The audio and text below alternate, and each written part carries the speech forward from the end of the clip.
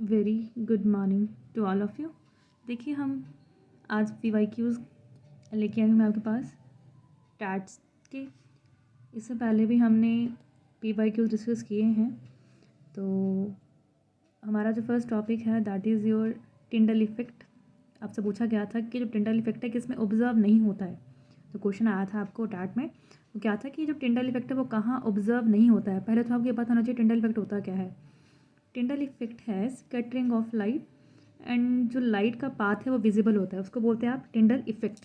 देखिए question TET में पूछा जा चुका है कि टिंडल इफेक्ट कौन ऑब्जर्व नहीं करता है। तो आपके पास जितने भी ट्रू सॉल्यूशन है, जैसे शुगर का सॉल्यूशन, सॉल्ट सॉल्यूशन है, ये सारे क्या हैं, ट्रू सॉल्यूशन है। तो ट्रू सॉल्यूशन जो है वो टिंडल इफेक्ट शो नहीं करता है। हो सकता है आपके पास ट्रू सॉल्यूशन ना देखे वहाँ पे एग्जांपल्स दिए हों, शुगर का सॉल्यूशन, सॉल्ट का सॉल्यूशन। तो जो ट्रू सॉल्यूशन है दैट डज नॉट गिव, आपके पास क्या नहीं देगा, वो स्कैटरिंग इफेक्ट या टिंडल इफेक्ट नहीं शो करेगा। एक बार आपके पास स्टार्ट में क्या पूछा गया हुआ था कि विच one of the following show Tyndall effect, और जहाँ पे जो आपका आंसर था वो मिल्क था। ठीक है, एक बार आपके पास ये पूछा गया हुआ था कि विच one of the following show Tyndall effect, जहाँ पे एक आपके पास ऑप्शन क्या थी, मिल्क। तो देखिए मिल्क है, स्टार्च है, ब्लड है, ये सारे क्या शो करते हैं, टिंडल इफेक्ट शो करते हैं। तो ये आप ध्यान में रखें। नेक्स्ट क्वेश्चन था आपके पास स्मोक, कि स्मोक कैसा डिस्पर्शन है। देखिए यहाँ पे क्या है, स्मोक जो है आपके पास, बस समझेंगे आप स्मोक क्या है, धुआं ही है, मतलब एक गैस। गैस में क्या होता है, कुछ सॉलिड सॉलिड या कुछ या डस्ट के कुछ पार्टिकल्स होते हैं कि नहीं होते, छोटे छोटे। तो वही है, smoke is dispersion of solid in gas. देखिए अगर आप समझ के करेंगे तो इजीली आप इसका आंसर कर सकते थे। स्मोक है सॉलिड इन गैस। अब गैस क्या है, गैस मतलब ज़्यादा क्वांटिटी में है। ठीक है, जब स्मोक देखा है आपने, तुमने देखिए तो वहाँ पे गैस ज़्यादा क्वांटिटी में होगी, जो भी स्मॉल डस्ट पार्टिकल होंगे कैसे होंगे, स्मॉल पार्टिकल में होंगे। तो सॉलिड इन गैस। और ये किसके अंडर आता है, एरोसोल के अंडर आता है। तो एरोसोल के अंडर बस फॉग है, मिस्ट है, ये सारे एरोसोल के अंडर ही आता है। तो हम यहाँ क्या बोलते हैं, जैसे आपको मालूम है कि जो सॉल्यूशन है दो पार्टिकल से मिलकर बना होता है, सॉल्यूट प्लस सॉल्वेंट। ठीक है, वैसे ही यहाँ पे भी ये जो डिस्पर्शन फेज और डिस्पर्शन मीडियम, हम दो टर्म यूज़ करते हैं यहाँ पे, dispersion phase and dispersion medium. और जो डिस्पर्शन मीडियम है आपका वो कैसा रहता है, लार्ज क्वांटिटी में, और डिस्पर्स फेज है वो कैसे रहता है, स्मॉल क्वांटिटी में। तो थोड़ा सा आप समझ के कर सकते हैं क्वेश्चन को। Milk one of the most important है उनके पास। It is a dispersion of liquid in liquid. यहाँ पे स्मॉल क्वांटिटी में भी लिक्विड है, ज़्यादा क्वांटिटी में भी क्या है, लिक्विड है। अब मान लीजिए आप मिल्क में थोड़ा सा पानी मिला रहे हैं, या थोड़ा सा मिल्क क्वांटिटी रहती है, मिल्क में पानी की क्वांटिटी रहती है, तो दोनों क्या है, लिक्विड इन लिक्विड। और ये किस टाइप का आपके पास कोलाइडल है, ये सारे एग्जाम्पल कोलाइड्स के हैं। ठीक है, 9th क्लास का अगर आप चैप्टर खोल के देखें, चैप्टर नंबर 2, तो वहाँ पे आपको ये सारा वो टेबल जैसा बना हुआ है, you can go through from that table.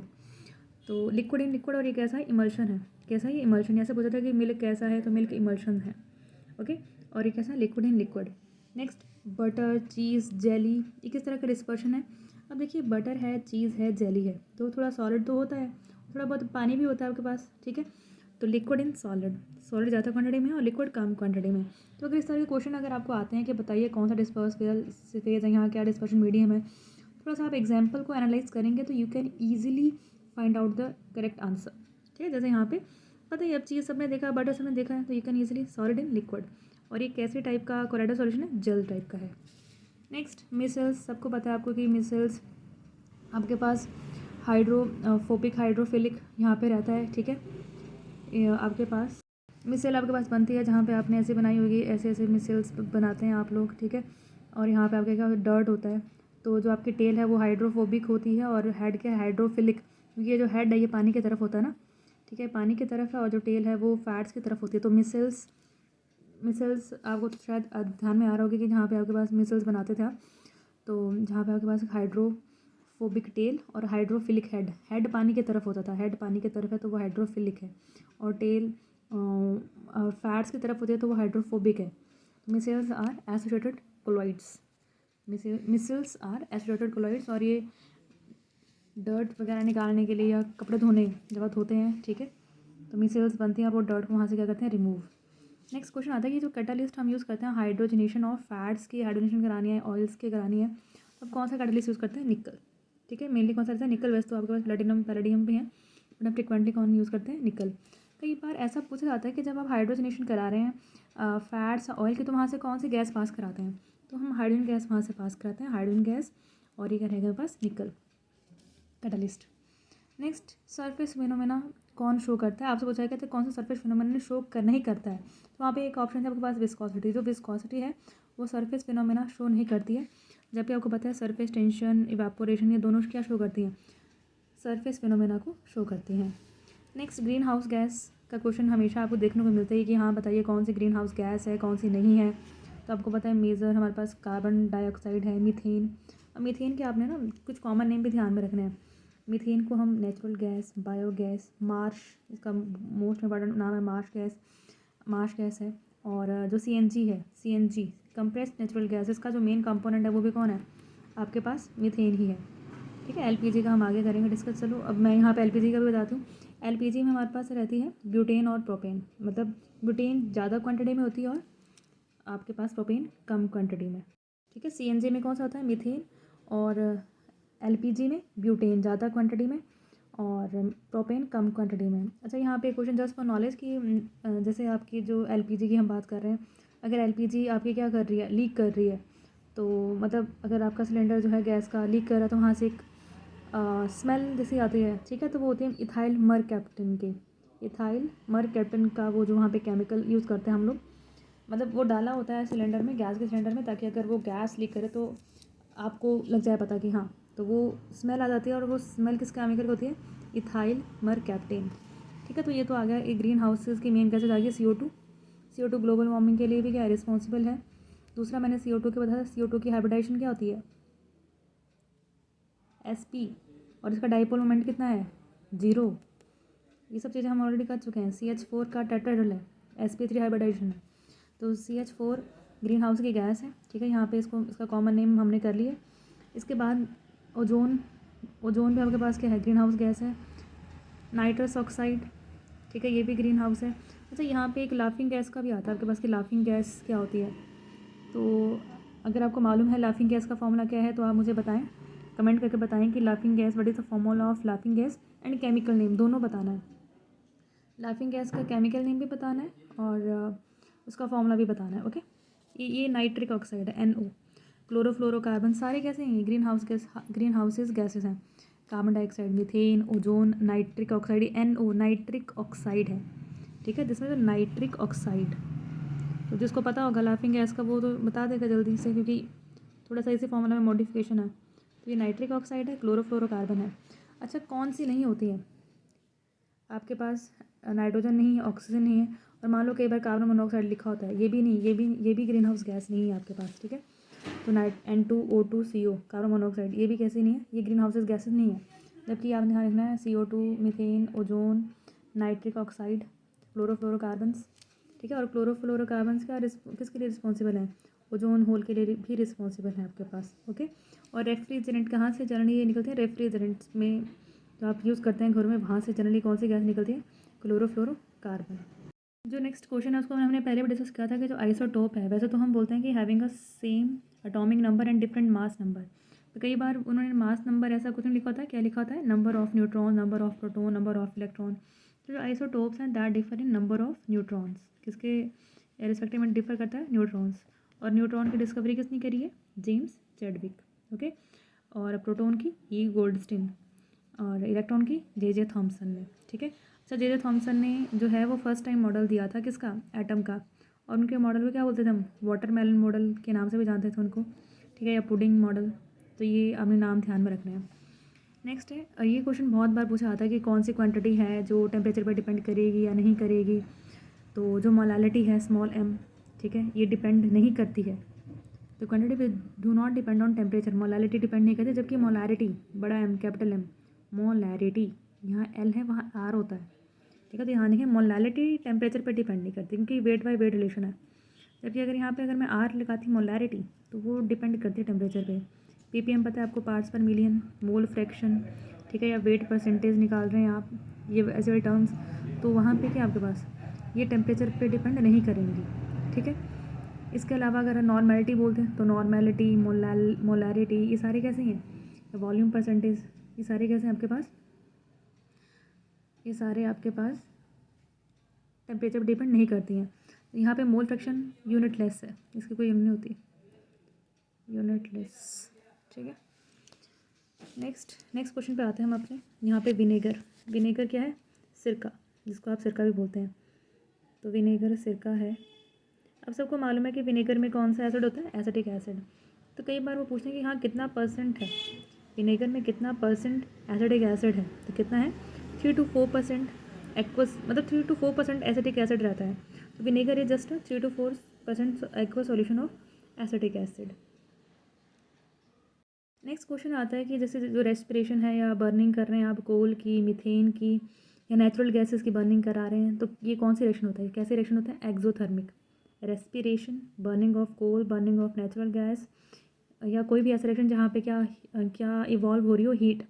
Exothermic में क्या होता है? एक्सो मीन्स एग्जिट, एग्जिट किसने? हीट का। थर्मी मीन्स तो हीट होता है, तो हीट का निकलना या जहाँ से एनर्जी निकल रही है, हीट निकल रही है, उसे क्या बोलते हैं? एक्सोथर्मिक। वैसे ही अगर फोटोसिंथेसिस है, तो फोटोसिंथेसिस में पता है आपको कि प्लांट्स सनलाइट यूज़ करते हैं। अगर प्लांट सनलाइट यूज़ कर रहे हैं तो कौन सा रिएक्शन होगा? एंडोथर्मिक। यहाँ पे हीट एनर्जी चाहिए रिएक्शन को कंप्लीट कराने के लिए। वैसे आपको पता है कि लाइमस्टोन या कैल्शियम कार्बोनेट, जब भी हम हीट करते हैं इसको क्या मिलता है हमें? क्विक एसिड, क्विक ऑक्साइड या कैल्शियम ऑक्साइड प्लस CO2। अब इस रिएक्शन को कराने के लिए मुझे क्या देनी पड़ी? यहाँ पे हीट देनी पड़ी। ये हीट का है तो ये भी रिएक्शन कैसा है? एंडोथर्मिक है। ऐसे रिएक्शन जहाँ पे आपको हीट देनी पड़ती है दैट इज़ योर एंडोथर्मिक। और एक्सोथर्मिक में क्या होता है? हीट रिलीज होती है। तो जितने भी बर्निंग रिएक्शन है, ठीक है, वो सारे कैसे होते हैं? एक्सोथर्मिक। ओके, अब हम नेक्स्ट क्वेश्चन पे आएंगे। देखिए क्वेश्चन आपके पास आते हैं लिटमस, हमने पहले भी कर लिया है वैसे। तो हमने क्या किया? एसिड बेस सॉर्ट किया है। तो ये क्वेश्चन आया हुआ था कि लिटमस जो है वो कहाँ से ऑब्टेन होता है? तो लाइकन से। पता होना चाहिए आपको। ये नेचुरल इंडिकेटर है। लिटमस कैसा है? नेचुरल इंडिकेटर है। एसिड के साथ रेड, बेस के साथ ब्लू देता है। तो ये लाइकन से मिलता है। लाइकन क्या है? एक थैलोफाइटा के अंडर आता है। किसके अंडर आता है? लाइकन थैलोफाइटा के अंडर आता है। तो हमें लिटमस कहाँ से मिलता है? लाइकन से। लाइकन इसका पार्ट है थैलोफाइटा का। और नेक्स्ट क्वेश्चन पे आते हैं कि एटमॉस्फेयर, बोलते हैं कि जो एटमॉस्फेयर है विनस प्लैनेट का, ऐसे जनरल सा क्वेश्चन पूछा गया हुआ था, ये भी एक बार आया हुआ था कि जो आपका विनस प्लैनेट है उसका जो एटमॉस्फेयर है वहाँ पे जो क्लाउड्स हैं या वहाँ पे जो एटमॉस्फेयर है या किसका है वो? सल्फ्यूरिक एसिड का। मतलब वहाँ पे क्या है? सल्फ्यूरिक एसिड आपको ज़्यादा देखने को मिलता है। एटमॉस्फेयर है विनस प्लैनेट में, वो वहाँ पे जो गैसेज हैं मेन जो है वहाँ पे, वो कौन सा है? Sulphuric acid. जो एटमॉस्फेयर है वहाँ पे मैक्सिमम क्या है? Sulphuric acid. सल्फ्यूरिक एसिड का फॉर्मूला आपको पता है, किंग ऑफ केमिकल बोलते हैं हम इसको, H2SO4। और क्या बोलते हैं आप इसको? ऑयल ऑफ विट्रियोल इसका नाम है। बैटरी एसिड है। और बैटरीज वगैरह जो आपकी कार के या व्हीकल्स की बैटरीज होती हैं उनमें भी क्या डालते हैं? H2SO4। ठीक है, तो ये आ गया आपके पास। गामा रेज वाला हमने पहले भी किया था, ये अलग से पूछा गया हुआ था कि जो गामा रेज है ऐसी कौन सी रेज है that is not deflected by magnetic and electric field. ठीक है, which one of the following ray not deflected by magnetic and electric field. जब हम मैग्नेटिक फील्ड अप्लाई कर रहे हैं, इलेक्ट्रिक फील्ड अप्लाई कर रहे हैं, तो कौन सी रेज डिफ्लेक्ट नहीं होती हैं? Gamma rays. दूसरा यहाँ पे एक बहुत इंपॉर्टेंट क्वेश्चन आता है गामा रेज से कि मैक्सिमम पेनिट्रेशन पावर जो है वो भी किसकी है आपके पास? गामा रेज की है। मैक्सिमम पेनिट्रेशन पावर किसकी है? गामा रेज की। Next, one of the most important question, hardness of water. बहुत बार आपको, आप टैट का कोई भी TZT का कोई भी उठा के देख लीजिए पेपर, आपको हार्डनेस ऑफ वाटर से मिल ही जाएगा क्वेश्चन देखने को। तो हार्डनेस ऑफ वाटर का मतलब क्या है? देखिए जो वाटर है वो दो टाइप का है, सॉफ्ट एंड हार्ड। सॉफ्ट का है कि वो झाग बना देगा पानी के साथ, जैसे आपने सोप लगाया, साबुन लगाया, ठीक है, तो वो झाग बना देगा, पानी जो है झाग बना देगा। या और हार्ड क्या होगा? जो झाग नहीं बनाएगा पानी के साथ, साबुन के साथ झाग नहीं बनाएगा, वो हो गया हार्ड वाटर। अब यही क्वेश्चन है कि जो हार्ड है वाटर वो क्यों है? हार्डनेस ऑफ वाटर का मेन कारण है 2 आयन। हार्डनेस ऑफ वाटर पता चल गया, मतलब झाग नहीं बनाएगा, ठीक है,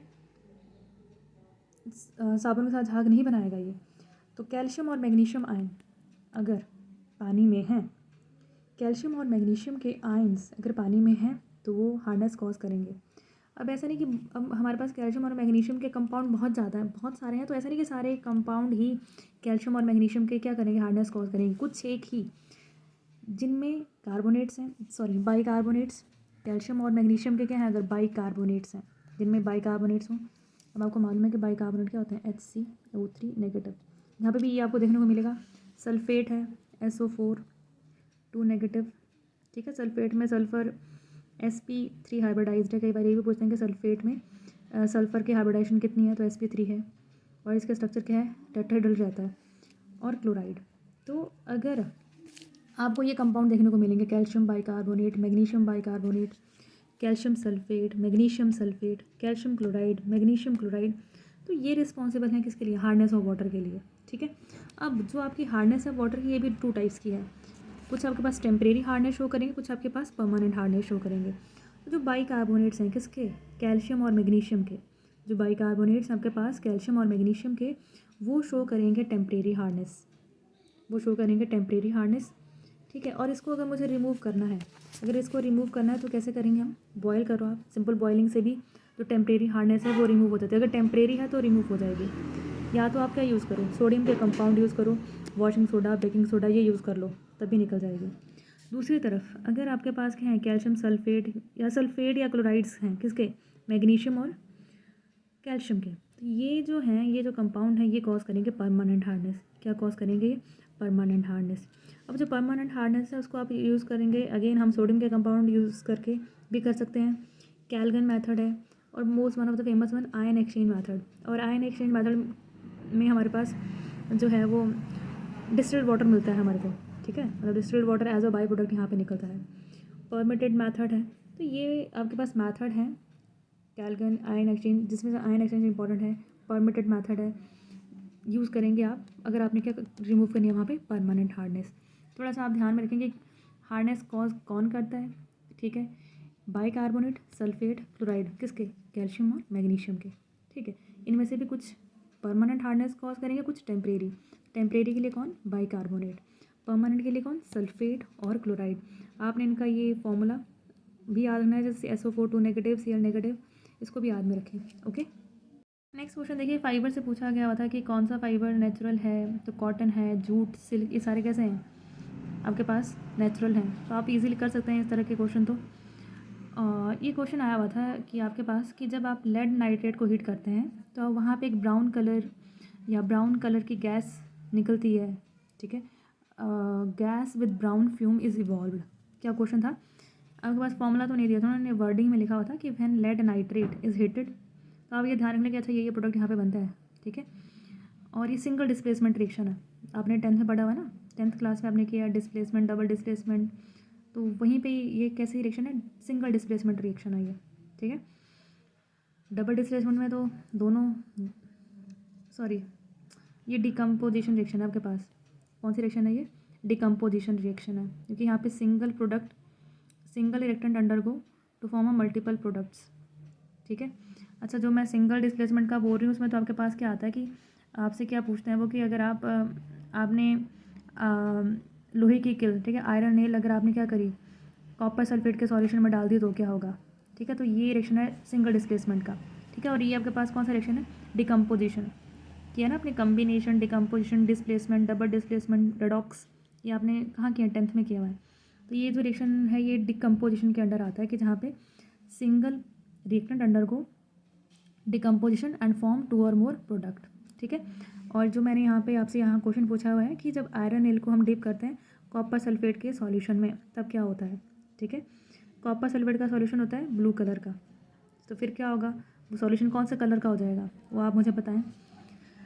तो ठीक है, यहाँ पे क्वेश्चन था कि जब आप लेड नाइट्रेट को हीट करते हैं तो वहाँ पे एक गैस इवॉल्व होती है विद ब्राउन फ्यूम्स, और आपको बताना है कि वो ब्राउन फ्यूम के साथ कौन सी गैस वहाँ से इवॉल्व हो रही है। तो वो कौन सी हो रही है? Nitrogen dioxide. तो ध्यान रखें NO2, जो NO2 होती है आपके पास, ये हमेशा ब्राउन कलर की फॉर्म में क्या करती है? इवॉल्व करती है। तो यहाँ पे आंसर था brown fumes. Next question, AGBR को हम यूज़ करते हैं ब्लैक एंड वाइट फोटोग्राफी में, ठीक है। ब्लैक एंड वाइट फोटोग्राफी में हम यूज़ करते हैं AGBR को। आप जब सनलाइट, ये डिकम्पोजिशन शो करता है सनलाइट की प्रेजेंस में, फोटोलिटिक प्रोसेस है ये, लाइट की प्रेजेंस में आप करते हैं, और Ag+Br2 बनाता है, ठीक है। नेक्स्ट, एक्वारेजिया, बहुत ही इंपॉर्टेंट है आपके पास एक्वारेजिया। तो एक्वारेजिया आपको पता है कि एक्वारेजिया में क्या होता है? ये दो, देखो एक्वारेजिया पहले क्या होता था कि, अब तो शायद ऐसे केसेस बहुत कम है, बट पहले होता था कि कोई जैसे विलेजेस में क्या होता था कि कुछ लोग आते थे कि हम आपके जो गोल्ड है उसको एकदम ब्राइट शाइन कर देंगे। तो हो भी जाता था। वो क्या करते थे, आपके गोल्ड को किस में डिज़ोल्व करेंगे? इस एक्वारेजिया के सॉल्यूशन में डिज़ोल्व करेंगे, ठीक है। और ये एक्वारेजिया जो ये सॉल्यूशन है एक्वारीज़ा, ये इतना पावरफुल है कि आपके गोल्ड और प्लेटिनम को अपने अंदर डिसॉल्व कर सकता है, ठीक है। तो वो उसके अंदर डालते थे, आपके ऑर्नामेंट्स के सॉल्यूशन के अंदर डालेंगे आपके ऑर्नामेंट्स को, और जैसे ही बाहर निकालेंगे तो ऑब्वियस सी बात है वो शाइन तो करता था। लेकिन मान लीजिए अगर उसकी मार्केट वैल्यू, जो उसके प्रोडक्ट की, जो भी आपने ऑर्नामेंट दिया, अगर उसकी मार्केट वैल्यू कितनी थी 50K या 50,000 के अराउंड थी, बाद में कितनी रह जाएगी 30 या 20। तो मतलब हुआ क्या, जब उन्होंने इस सॉल्यूशन में डाला, जब ऑर्नामेंट को इस सॉल्यूशन में डाला एक्वारीज़ा के सॉल्यूशन में, तो उसने क्या किया, गोल्ड को अपने अंदर डिसॉल्व कर लिया। कुछ पार्ट तो उसमें डिसॉल्व हो गया, ठीक है, कुछ आपको दे दिया वापस। तो ये है आपके पास एक्वारीज़िया। तो एक्वारीज़िया बहुत स्ट्रॉन्ग केमिकल है that can dissolve gold and platinum. ये गोल्ड और प्लेटिनम को अपने अंदर डिसॉल्व कर सकता है। अब क्वेश्चन आता है कि एक्वारीज़िया में होता क्या है। देखिए एक्वारीज़िया में होता है कॉन्सनट्रेटेड, दोनों ही कॉन्सनट्रेटेड होते हैं, कॉन्सनट्रेटेड HCl और कॉन्सनट्रेटेड नाइट्रिक एसिड HNO3। तो ये इन दो केमिकल्स का combination aqua regia, concentrated HCl, concentrated nitric acid HNO3। अब कई बार ऐसा नहीं पूछते हैं, कई बार ऐसा पूछते हैं कि एक्वारीज़िया में कितने पार्ट HCl होता है और कितने पार्ट नाइट्रिक एसिड होता है, ठीक है। तो देखिए पहले मैंने HCl लिखा है, तो HCl के हैं 3 पार्ट, नाइट्रिक एसिड के हैं 1 पार्ट। हो सकता है हमने HNO3 पहले लिखा हो, बस आपने ये ध्यान रखना है कि HCl के कितने पार्ट देते हैं हम 3, नाइट्रिक एसिड का 1, तो 3:1 रेशो लेंगे हम किसका, इसमें HCl और HNO3 का। और ये जो कंपाउंड है मेरे पास, क्या फिर ये जो सॉल्यूशन है क्या बन जाएगा, एक्वारीज़िया। तो ये ध्यान रखें, HCl के कितने पार्ट 3, नाइट्रिक एसिड का 1, तो 3:1। बाकी ये थोड़ा सा कॉमन नेम ध्यान रखें कि जो नाइट्रिक एसिड को हम एक्वा फोर्टिस भी बोलते हैं, ठीक है। नाइट्रिक एसिड का कॉमन नेम एक्वा फोर्टिस भी है, just for knowledge, keep in mind what is aqua Fortis, it's a nitric acid HNO3। Okay, next ये भी आपके पास क्वेश्चन आया हुआ था कि व्हाट हैपन, क्या होगा when you react ethanoic acid with ethanol, ठीक है। आपने इथेनोइक एसिड को इथेनॉल से रिएक्ट करवाया तो क्या बनेगा। थोड़ा सा मैंने तो रिएक्शन यहाँ पे लिखा हुआ है, ठीक है। इथेनोइक कितने कार्बन, 2 कार्बन। अब ओइक एसिड है, तो ओइक एसिड के लिए होता है COOH, ठीक है। इस कार्बन का भी हम इंक्लूड करते हैं, तो ये हो गया ethanoic acid plus ethanol. Ethanol में क्या होता है OH ग्रुप, ये पता होना चाहिए आपको कि अल्कोहल में कौन सा फंक्शन ग्रुप होता है OH। थोड़ा सा मैंने इसको अलग से लिखा है समझाने के लिए, अदरवाइज इथेनॉल के CH3 CH2OH, CH2 CH3 CH3 CH2OH। अब आपको पता है फर्मेंटेशन में भी क्या बनाते हैं हम, अल्कोहल ही बनाते हैं। फर्मेंटेशन में भी जनरली जो अल्कोहल बनता है वो इथेनॉल ही बनता है, और इथेनॉल जनरली पीने के लिए यूज़ करते हैं, ठीक है, या अदर बेवरेजेस में इथेनॉल यूज़ किया जाता है, बाकी नहीं यूज़ किया जाता, ठीक है। तो ये इथेनॉल है CH3 CH2OH। थोड़ा सा मैंने इसको लिखा है समझाने के लिए इस तरीके से, ताकि मुझे यहाँ से क्या निकालना है, जस्ट वाटर निकालना है, और जो बचा वो मुझे क्या करना है, वहाँ पे ज्वाइन कराना है। मैंने यहाँ क्या किया, वाटर निकाला और बाकी ज्वाइन ही किया, CH3 डबल बॉन्ड हो, यहाँ से वाटर निकल गया, -H2O, बाकी जो बचा वो जोड़ दिया। अब आपसे ऑप्शन में क्या दिया हुआ था, इथाइल एसीटेट, मिथाइल एसीटेट, इस तरह से कुछ नाम दिए हुए थे। तो आपके पास क्या है ये, अगर आपको रिएक्शन पता है तो आपको क्रैम करने की ज़रूरत नहीं है, आप डायरेक्ट पता है आपको कि इथाइल एसीटेट बनेगा, जो वहाँ पे फाइनल आंसर था, that is your this one, ethyl acetate is the right answer. ध्यान रखें जब भी आप इथेनोइक एसिड में क्या डालें, इथेनॉल, तो आपके पास क्या बनेगा, इथाइल एसीटेट। और ये एस्टर है, हो सकता है आपके पास वहाँ पे बोलें कि हाँ क्या बन रहा है, एसिड बन रहा है या अमीन बन रहे हैं, क्या बन रहा है, तो ये एस्टर बन रहा है, ठीक है। एस्टर क्या होता है, थोड़ा सा अगर आपको ध्यान में है, एस्टर होता है RCOOR। तो एस्टर की क्या होती है, फ्रूटी स्मेल होती है, पहले ये आपको पता होना चाहिए। जब ये एस्टर बनेगा, मुझे कैसे पता चला एस्टर बना, अब एक फ्रूटी स्मेल आ जाएगी। और एस्टर के लिए जनरली ये फंक्शन ग्रुप रहता है आपके पास, RC double bond OR। R क्या होता है, एनी अल्काइल ग्रुप, इट में भी मिथाइल इथाइल, ठीक है। तो ये आर ग्रुप है, RCOOR, तो क्या है ये एस्टर। हो सकता है आपसे ऐसा बोलें कि हाँ भी जब आप इथेनॉल, जब आप एसिड और एल्कोहल को, जनरली पूछता है when you react acid and alcohol what is the main product is formed, वहाँ पे क्या बनता है, एस्टर्स बनते हैं। ये ध्यान रखें क्या बनता है, एस्टर। अच्छा एक ईथर होता है, अब थोड़ा सा मैं थोड़ा यहाँ बता दूँ, ईथर होता है ROR, ईथर होता है ROR, ये एस्टर है, RC डबल बॉन्ड OR।